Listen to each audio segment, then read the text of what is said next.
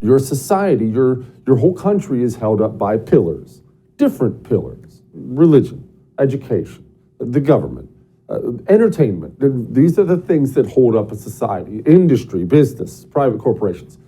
These are the things that hold up a society. In an ideal country, these pillars are separate and keep one another in check. So if Joe Biden gets up and says the sky is green, immediately your media pillar and your education pillar and your entertainment pillar come out and say, no, it's not, you friggin' liar. And you have actors going on Instagram, what's he talking about? Joe Biden's lying. You have professors teaching their students, see, son, this is a liar. The sky's obviously not green. We can look. Except in this country, we don't have that anymore. They all believe the same thing, and they all work together. And so now there aren't any checks. And now everything becomes a supported effort. And this works very well in the culture wars. You see, Roe versus Wade got overturned. And there are a lot of reasons behind this, but there's something about abortion the communists love. They just love it. Now, you can explain this as they're murderers, because communists have always been murderers. They just don't care about human life. That's part of an explanation. But it's more than that. It's not that they're indifferent to abortion. They love abortion.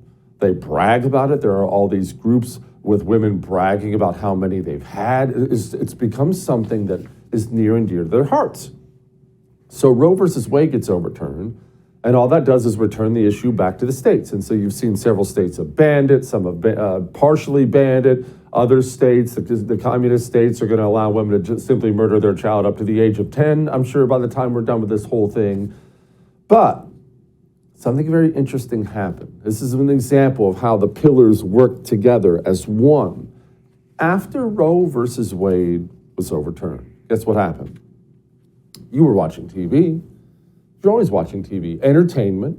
It is an important cultural pillar. Sports, movies, TV. In the old days, it was plays, things like that. Entertainment, tiny tribes have them, big nations have them. Entertainment is a way people learn about their culture and their culture's values. When I was a child, my folks would have all my cousins and aunts and uncles would come over to the house every now and then.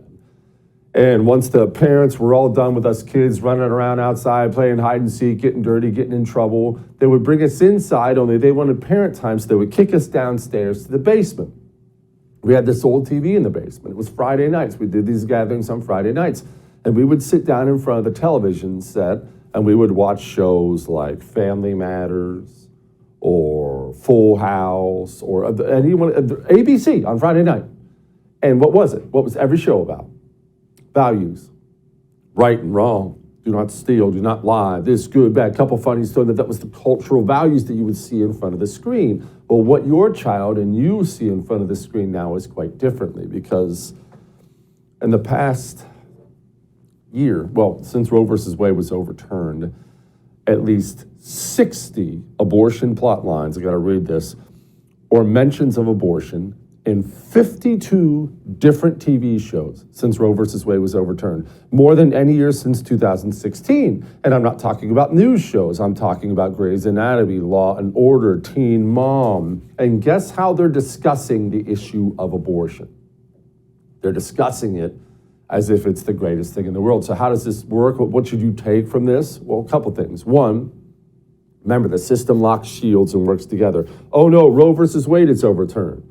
Well, what do? Immediately they send the FBI out to arrest pro-life pastors, but also the entertainment wing gets in on it too. I'm sure the education system's getting in on it too. That's one way you can interpret this. Another way you can interpret it, both are accurate, is the communists, remember, he is a religious zealot. A religious zealot. Until you understand that, you will never get it. If you think he's just a liberal, he's just a Democrat, no. What you're doing is you're assigning to him the same value system you have. He's not just a liberal. He's not just a Democrat. He is a religious zealot. Like any Islamic jihadist out there, that's what he is. So if you're a writer for Grey's Anatomy or Teen Mom or Law and Order, any one of these shows, you're one of the people who writes the show, if you were a writer for one of those shows, you would drive to work and you'd think to yourself, how do I make an interesting show? If it's a comedy, hey, do I throw this joke in here? If it's a drama, hey, what's a plot line that'll pull people in? The communist on the way to work is thinking, how can I spread communism? How can I spread my religion? He is purposeful with everything he does, including at work. Don't miss Jesse Kelly Breaks History, The Forgotten Genocide, the first episode of a new series available now exclusively for First TV supporters. Visit the First TV app or thefirsttv.com to subscribe and start watching today.